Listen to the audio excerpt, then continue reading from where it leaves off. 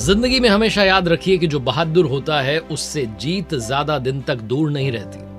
और आज की इस दुनिया में कैलकुलेटेड रिस्क लेना बहुत जरूरी है अगर आप बड़ी जीत हासिल करना चाहते हैं। एक लीडर जो होता है ना, वो अच्छी टीम बनाता है, और वो जो अच्छी टीम होती है वो मिलकर के उस लीडर को महान बनाती है। इस बात का इतिहास गवाह है।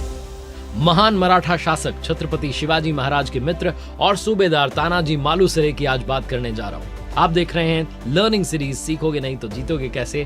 तानाजी मालुसरे साहब, जिन्होंने की कोंढाणा के किले में अपना बलिदान दिया लेकिन दुनिया को काफी कुछ सिखा कर गए। ये बात है 17वीं शताब्दी के भारत की, जब छत्रपति शिवाजी महाराज के नेतृत्व में भारत जो था, मध्य भारत, वो स्वराज्य की ओर अग्रसर था। महान मराठा शासक छत्रपति शिवाजी महाराज की जो बढ़ती हुई ताकत थी, उससे परेशान होकर के मुगल बादशाह औरंगजेब ने दक्षिण में अपने सूबेदारों को भेजा कि जाकर के मराठाओं पर आक्रमण कीजिए। छत्रपति शिवाजी महाराज के पास उस वक्त बड़ी संख्या में किले थे, लेकिन देखते देखते धीरे धीरे मुगलों ने कई सारे किलों को अपने अंडर में कर लिया। 1665 में पुरंदर की संधि हुई, जिसमें छत्रपति शिवाजी महाराज को कोंढाणा का किला भी मुगलों को देना पड़ा। और इस संधि के बाद में जैसे ही मुगलों को एक किले मिले, जब मिलने के लिए गए छत्रपति शिवाजी महाराज औरंगजेब से आगरा, तब उन्हें वहां धोखे से बंदी बना लिया गया। छत्रपति शिवाजी महाराज वहां से किसी तरह से भाग करके महाराष्ट्र पहुंचे और उन्होंने पुरंदर संधि को अस्वीकार कर दिया, और ये सारे किले जो मुगलों के अधीन हो चुके थे, उन पर वापस कब्जा करने की, उन्हें वापस अपने पास लेने की जो प्रोसेस थी उसे शुरू कर दी। और इन किलों को फतेह करने की जब बात आई, तो बात आई कोंढाणा के किले को फतेह करने की। और वो इसलिए भी इंपॉर्टेंट था क्योंकि कहा जाता था कि किला जिसके पास है उसका पूना पर अधिकार होगा, जो कि आज का पुणे है। कोंढाणा किला मुगलों ने अपने कमांडर उदयभान के कंट्रोल में रखा हुआ था। 5000 ज्यादा सैनिक वहां पर तैनात किए हुए थे।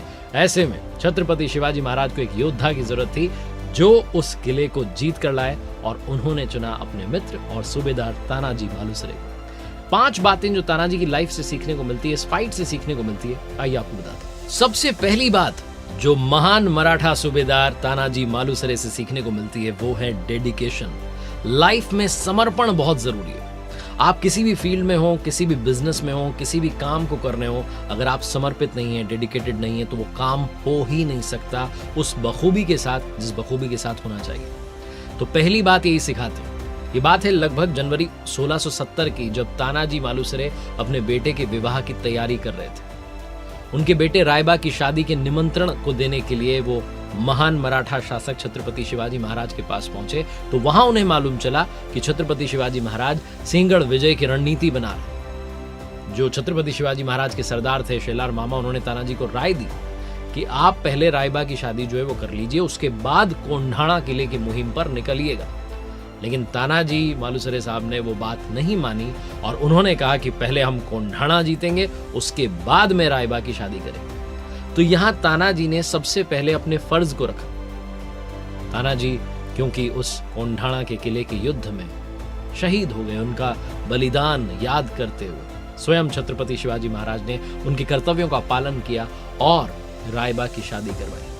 ये जो एक दूसरे के लिए डेडिकेशन होता है, यही बड़े साम्राज्यों के निर्माण में सहायक होता है, इंपॉर्टेंट होता है। कभी भी आप कोई बड़ी विक्ट्री हासिल करना चाहते हैं तो वो टीम में भी डेडिकेशन एक दूसरे के लिए होना चाहिए, अपने काम के लिए भी डेडिकेशन होना चाहिए। छत्रपति शिवाजी महाराज की सेना में ऐसे कई सरदार थे, कई सूबेदार थे जो कोंढाणा किले को जीतने के लिए तैयार थे, लेकिन इस असंभव काम के लिए उन्होंने सबसे बेस्ट को चुना, तानाजी मालुसरे साहब को चुना, जो कि उनके बचपन के मित्र थे और खास सूबेदार थे, क्योंकि उन्होंने कई सारे युद्धों में छत्रपति शिवाजी महाराज का साथ दिया था।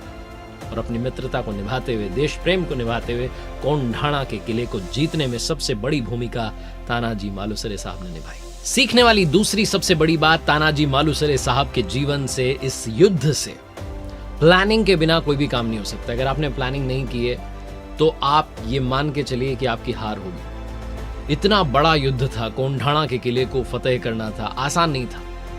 इसके लिए उस किले की दीवारों पर सीधी चढ़ाई चढ़नी थी, दुश्मन को हराना था, युद्ध में जीत हासिल करनी थी। इतिहासकार कहते हैं कि ये मानने की काफी संभावना है कि तानाजी मालुसरे साहब ने बहुत सारा समय लिया इस ऑपरेशन कोंढाणा को बनाने में, इसकी प्लानिंग करने में। जो किले का कमांडर था उदयभान, उसके कैरेक्टर को, उसकी पर्सनालिटी को समझने में समय लिया। उस किले में किस तरीके से सैनिक कब आते हैं, कब जाते हैं, क्या गतिविधि रहती है, सब कुछ समझा। और जिस रात में ये सर्जिकल स्ट्राइक की गई, ये शब्द गलत नहीं होगा, जिस रात में ये सर्जिकल स्ट्राइक करी तानाजी मालुसरे साहब ने, उस रात में वो अपने सैनिकों के साथ में किले के नीचे इकट्ठे हो गए। उस किले की दीवारें, उसके पीछे जो चट्टानें थी, इतनी ऊंची ऊंची थी कि उन पर आसानी से चढ़ना नामुमकिन था। अपने साथ 4-5 बहादुर सैनिकों को लिया, चढ़ गए, रस्सी नीचे फेंकी, सैनिकों को ऊपर बुलाया जो बाकी के थे, और इस युद्ध में अपने सैनिकों के साथ चढ़ाई कर दी। कहा जाता है कि इस युद्ध में उनके साथ में उनके भाई सूर्या मालुसरे साहब भी थे। दोनों भाइयों ने मिलकर के ये कोंढाणा फतेह करने का बड़ा सा प्लान बनाया।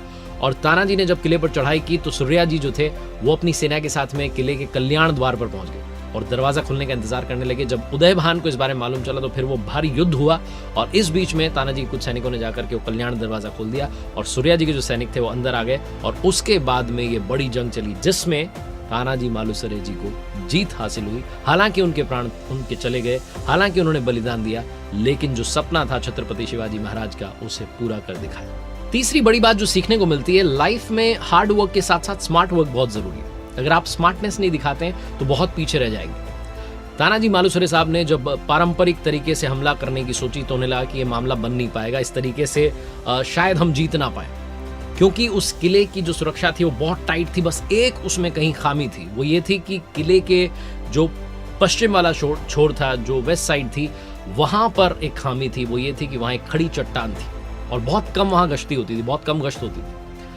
तो ऐसा मानते थे लोग कि इस पर तो कोई चढ़ नहीं सकता है, इम्पॉसिबल काम है। तानाजी ने उसी रास्ते से कुछ सैनिकों को लिया और अंदर जाने की प्लानिंग बनाई और उसके बाद में जो टुकड़ी थी अपने सैनिकों की उसे अंदर लेकर के आए। उन्होंने जो टाइम था वो भी मिडनाइट का चुना।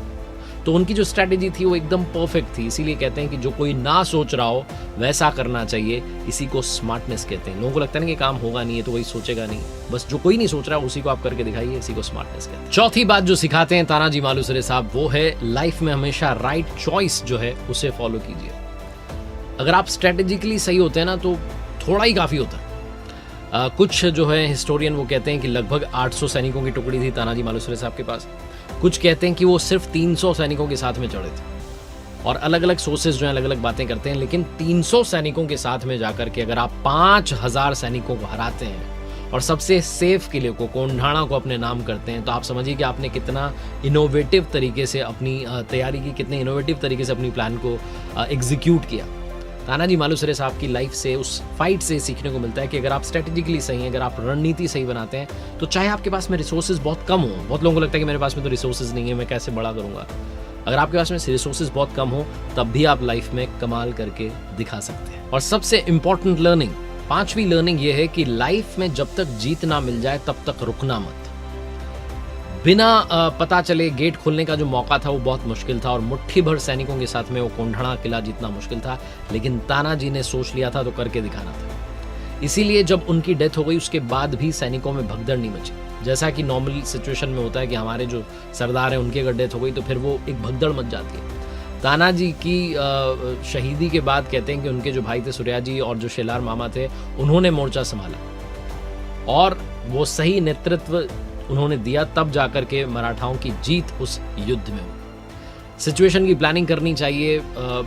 लाइफ में चाहे जो हो जाए आपको हार नहीं माननी चाहिए, ये बात भी इस घटना से सीखने को मिलती है। ये सारा कमाल हुआ, कोंढाणा किला फतेह किया मराठाओं ने और जब वहां छत्रपति शिवाजी महाराज पहुंचे तो उन्होंने उस किले का नाम बदल करके सिंहगढ़ कर दिया, क्योंकि उन्होंने कहा कि तानाजी सिंह थे, वो तानाजी को सिंह बुलाते थे, तो उन्होंने कहा कि अब कोंढाणा किला नहीं रहेगा, इसका नाम सिंहगढ़ हो गया है।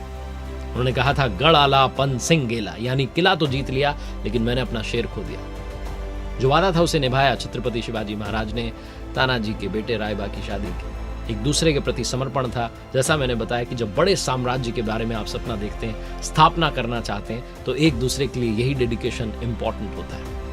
इस छोटी सी वीडियो में आई एम श्योर कि आपको 5 बड़ी बातें सीखने को मिली होंगी जो शायद आपकी लाइफ को चेंज कर सकती है। इसलिए एक बार फिर से कहूंगा, ऊपर वाले के आशीर्वाद, अपनी मेहनत और अपनों के प्यार के साथ कर दिखाओ कुछ ऐसा कि दुनिया करना चाहे आपके जैसा। देखते रहिए हर सोमवार सुबह 9:30 बजे एक मोटिवेशनल कहानी और हर शुक्रवार सुबह 9:30 बजे लर्निंग सीरीज का एक नया वीडियो।